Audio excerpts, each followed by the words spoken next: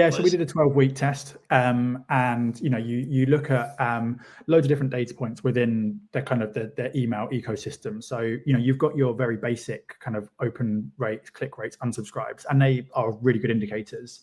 But when you start to break it down on a subscriber level and look at the number of emails that X subscriber or the average subscriber opens and clicks within a certain period, or how many people open between 1 and 3 and 4 and 7 and 7 and 12 emails, then you start to really kind of gauge how that the value add of that email series or that campaign. Because at the start we were noticing that customers were opening every other email. They might open 1 in 4, they might open a couple a year.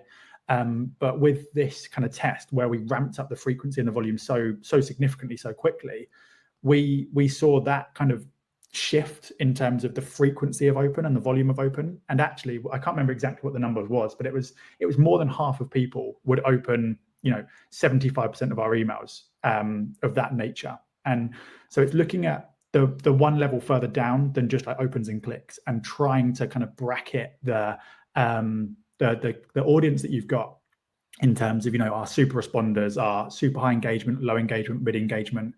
And then you can kind of start to tweak and tailor the approach for other campaigns off the back of that as well. So I would kind of always encourage you to look that extra level down, work with the kind of the data team, the BI team, to pull that understanding of I suppose long-term engagement and overall email engagement, rather than on a email by email basis.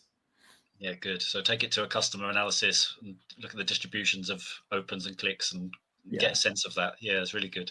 I mean, I remember that product as well. Sorry, just on top of it, you also get like product understanding as well and product engagement. So the more you speak to customers, obviously, the more product you can push towards them, the more news you can push towards them. So you understand what kind of product is engaging, what people are clicking with, what type of person clicks on what type of content on what type of product. And then that means you can have that hyper relevancy further down the line, because that your super high responders always click on a certain type of product. So tailor that to them and only send it to them. So it just gives you that better understanding of who's clicking what resonates with who, and then how to kind of reduce the audience size for campaigns in the future, which ultimately increases engagement rates.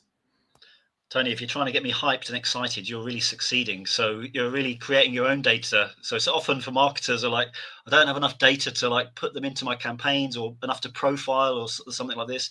When it's high frequency and there's all these different types of campaigns, you're really generating a new data source as well, which is really interesting. Yeah.